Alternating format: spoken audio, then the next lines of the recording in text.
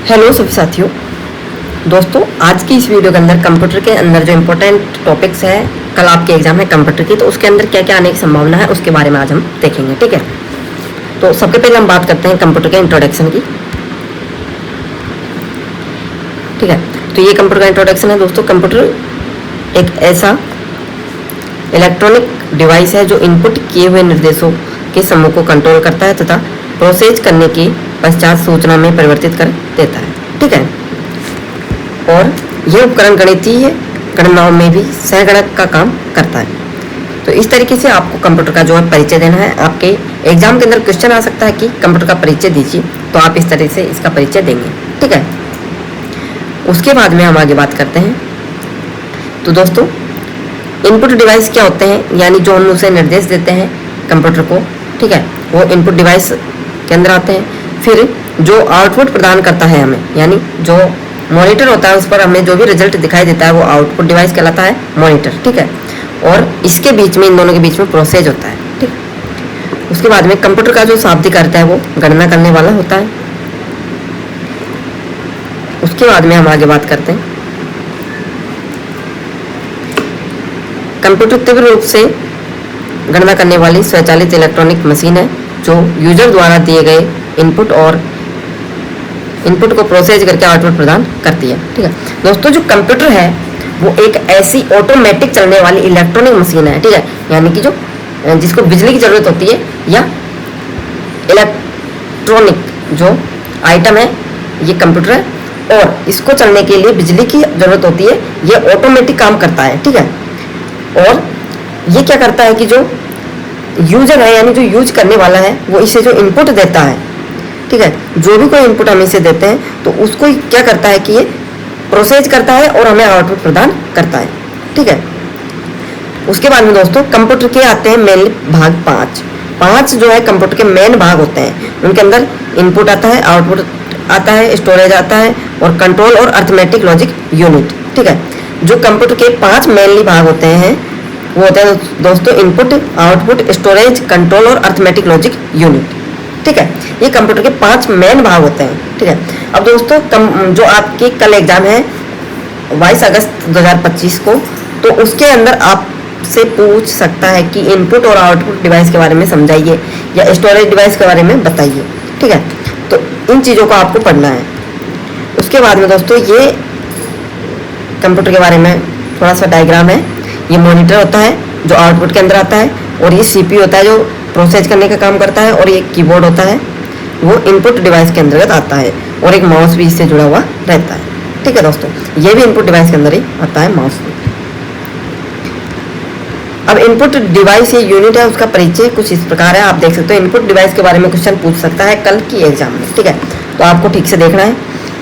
Input device क्या होते हैं? वह सभी डिवाइस जिसके द्वारा कंप्यूटर के अंदर डाटा एंटर किया जाता है, जैसे कि कीबोर्ड, माउस, माइक्रोफोन, स्कैनर और वेब कैमरा। ये जो है सारे के सारे इनपुट डिवाइस के अंतर्गत आते हैं, और ये क्या करते हैं कि कंप्यूटर के अंदर डाटा एंटर करते हैं, है ना। जैसे कि हम कीबोर्ड से कोई भी चीज़ सर्च करते हैं, ठीक है, तो वो इनपुट डिवाइस कहलाता है, कीबोर्ड। ठीक है, उसके बारे में यह है। फिर उसके बाद हम बात करते हैं आउटपुट यूनिट की। तो आउटपुट यूनिट में स्टोरेज यूनिट में उपस्थित डाटा आउटपुट यूनिट से पहले आउटपुट इंटरफेस स्टोरेज यूनिट में उपस्थित डाटा बाइनरी के अंदर होता है। आउटपुट यूनिट से पहले आउटपुट इंटरफेस उस बाइनरी लैंग्वेज को मानव भाषा में बदल देता है, जैसे मॉनिटर, प्रिंटर, स्पीकर और प्लॉटर। ठीक है, यानी दोस्तों जो आउटपुट यूनिट होती है, यानी जो हमने इनपुट दिया है कंप्यूटर को, कोई भी इनपुट देते हैं यानी हम सर्च करते हैं, तो प्रोसेस करने के बाद में हमें आउटपुट प्रदान होता है, मॉनिटर पर स्पष्ट दिखाई देता है, तो वो आउटपुट डिवाइस कहलाते हैं। जैसे मॉनिटर हो गया, प्रिंटर भी हमें आउटपुट देता है, स्पीकर से आवाज़ आती है तो वो आउटपुट के अंदर आती है। ठीक है, फिर आती है storage unit. Storage unit input unit के द्वारा प्राप्त डाटा इनपुट इंटरफेस के पश्चात स्टोरेज यूनिट के अंदर स्टोर रहता है। स्टोरेज यूनिट ऐसा यूनिट है जिसके अंदर डाटा लंबे समय तक नहीं रहता और आउटपुट यूनिट के अंदर ट्रांसफ़र हो जाता है। ये स्टोरेज यूनिट के बारे में है, तो आपको एक बार देख लेना है, ठीक है। अर्थमेटिक लॉजिक यूनिट को आपको पढ़ना है, ठीक है। उसके बाद में दोस्तों कंप्यूटर का वर्गीकरण। कंप्यूटर का वर्गीकरण इंपॉर्टेंट क्वेश्चन है, यहाँ से क्वेश्चन आ सकता है, आपको ठीक से पढ़ना है, ठीक है मित्रों। तो कंप्यूटर का वर्गीकरण मेनली 3 प्रकार से होता है, आकार के आधार पर, कार्यप्रणाली के आधार पर, प्रयोग के आधार पर, ठीक है। फिर आकार के आधार पर जो है 4 प्रकार का होता है कंप्यूटर, माइक्रो, मिनी, मेनफ्रेम और सुपर। कार्यप्रणाली के आधार पर डिजिटल, एनालॉग और हाइब्रिड होता है। प्रयोग के आधार पर साधारण और विशेष होता है, ठीक है। तो इसके बाद में इनकी थोड़ी डिटेल है और शॉर्ट नोट्स है दोस्तों, ये आप यहाँ से पढ़ सकते हो। आप व्हाट्सएप पर मैसेज कर दो, वहाँ से आप नोट्स ले सकते हैं, ठीक है। तो इस तरीके से आपको यहाँ पढ़ना है, ठीक है। उसके बाद में हम बात करेंगे कि आपको जो है मेनली किन किन टॉपिक्स पर ध्यान देना है, ठीक है। 41 पेज की PDF है दोस्तों, ये आपको मिल जाएगी, आप मैसेज कर दीजिएगा। यहाँ पर आपको किन किन टॉपिक है उन पर फोकस करना है दोस्तों। सबके पहले तो हम बात करते हैं कंप्यूटर का परिचय, ठीक है। कंप्यूटर परिचय ये आपको पूरा पढ़ना है। कंप्यूटर परिचय के अंदर कंप्यूटर की परिभाषा, कंप्यूटर के कौन कौन से पार्ट होते हैं, 5 भाग होते हैं, उनके बारे में पढ़ना है मित्रों। उसके साथ में आपको कंप्यूटर की विशेषता क्या क्या है वो आपको देखनी है, ठीक है। उसके बाद में अगर हम बात करें, उसके बाद में आपको क्या पढ़ना है, कंप्यूटर का वर्गीकरण, ठीक है। वर्गीकरण आपको पढ़ना है। वर्गीकरण, कंप्यूटर का वर्गीकरण 3 प्रकार से होता है, तो आपके क्वेश्चन में कोई सा भी एक पूछ सकता है, ठीक है। ये सीधा ही वर्गीकरण पूछ सकता है, तो आपको तीनों वर्गीकरण ठीक से पढ़ने हैं। इजी लैंग्वेज में नोट्स आपको मिल जाएंगे, आप व्हाट्सएप पर मैसेज कर दें, ठीक है। टेलीग्राम हमारा जो चैनल है हमारा, वो आपको पता ही है, वहाँ पर भी आपको मिल जाएंगे। उसके बाद में आपको कंप्यूटर के बारे में पढ़ने के लिए जो इम्पोर्टेंट चीज़ें हैं वो स्वास्थ्य एजेंसियाँ होती है ना दोस्तों, उनके बारे में पढ़ना है, ठीक है। 3rd पॉइंट ये हो गया। और उसके बाद में आपको डाटाबेस पढ़ना है।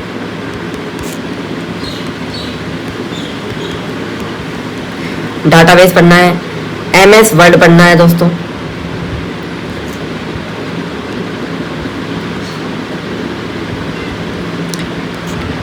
MS वर्ड आपको पढ़ना है मित्रों, है ना। उसके बाद में आपको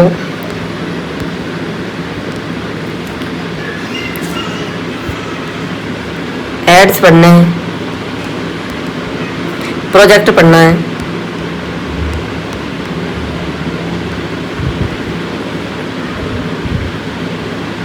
ठीक है। फिर आपको पढ़ना है मित्रों पावर पॉइंट,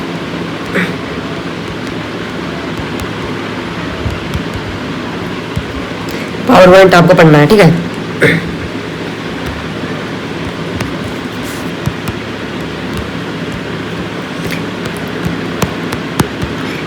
फिर आपको इनपुट आउटपुट डिवाइस पढ़ने हैं।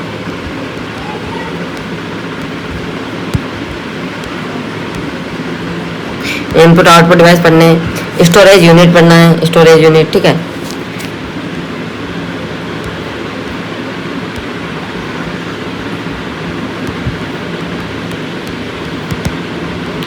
स्टोरेज यूनिट आपको पढ़ना है मित्रों।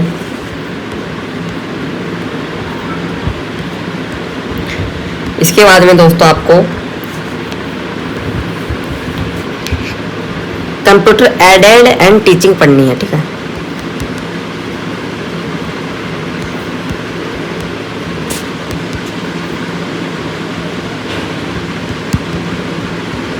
कंप्यूटर एडेड एंड टीचिंग आपको पढ़नी है, ठीक है। इसके अलावा और क्या पढ़ना है कंप्यूटर के अंदर आपको,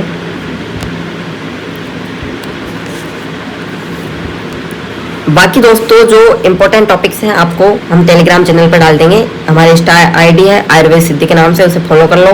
और टेलीग्राम की लिंक आपको वीडियो के डिस्क्रिप्शन में मिल जाएगी, वहाँ से आप टेलीग्राम चैनल ज्वाइन कर लो। वहाँ से भी आपको इम्पोर्टेंट जो टॉपिक्स है कंप्यूटर के अंदर वो मिल जाएंगे, ठीक है। बाकी ये PDF है, इसमें अच्छे नोट्स हैं, एक बार आप देख सकते हो, है ना।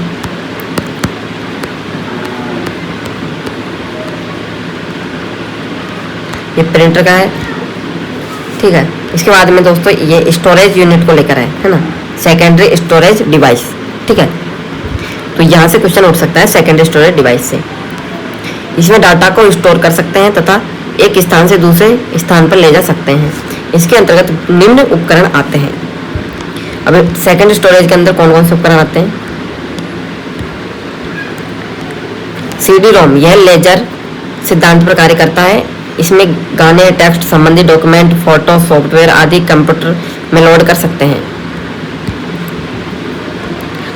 सीडी राइटर, इसकी सहायता से सीडी कंप्यूटर में डाल सकते हैं। इसमें 2 प्रकार की कैपेसिटी लेजर बीम होती है, 5 mm की और 25 mm की। ठीक है, सीडी को रीड करने के लिए 5 MW की लेजर बीम तथा राइट करते समय 25 MW लेजर बीम का उपयोग होता है। उसके बाद में डीवीडी है और डीवीडी राइटर है, फ्लॉपी डिस्क है। ये सब दोस्तों सेकेंडरी स्टोरेज डिवाइस के अंतर्गत आते हैं। ठीक है, तो ये आपको देखना है। पेन ड्राइव हुई, hard disk, serial access, direct access. ठीक है, फिर आता है दोस्तों पिक्सल और रेजुलेशन। ये क्वेश्चन आपसे पूछ लेता है पिक्सल और रेजुलेशन क्या होता है।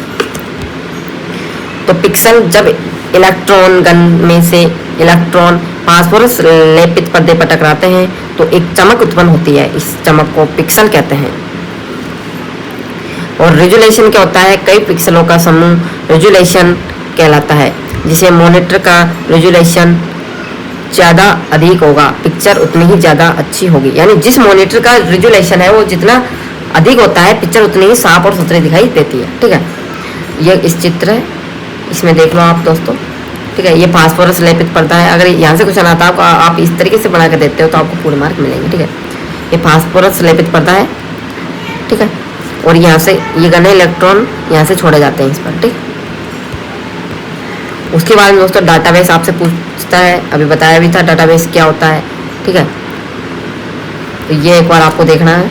डाटाबेस जो आंकलन हम तैयार करते हैं, कोई भी सारणी तैयार करते हैं तो उस वही डाटाबेस कहलाती है। और डीबीएमएस का सिद्धांत है, बहुत इंपॉर्टेंट है, ये भी आपको पढ़ना है दोस्तों। ठीक है, आरडीएमएस का इतना इंपॉर्टेंट नहीं है, लेकिन डीबीएमएस का जो सिद्धांत है वो पढ़ना है।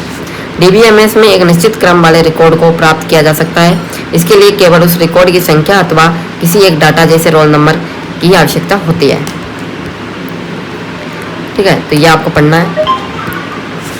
उसके बाद में डाटाबेस का ये परिचय है, ये भी देख लेना।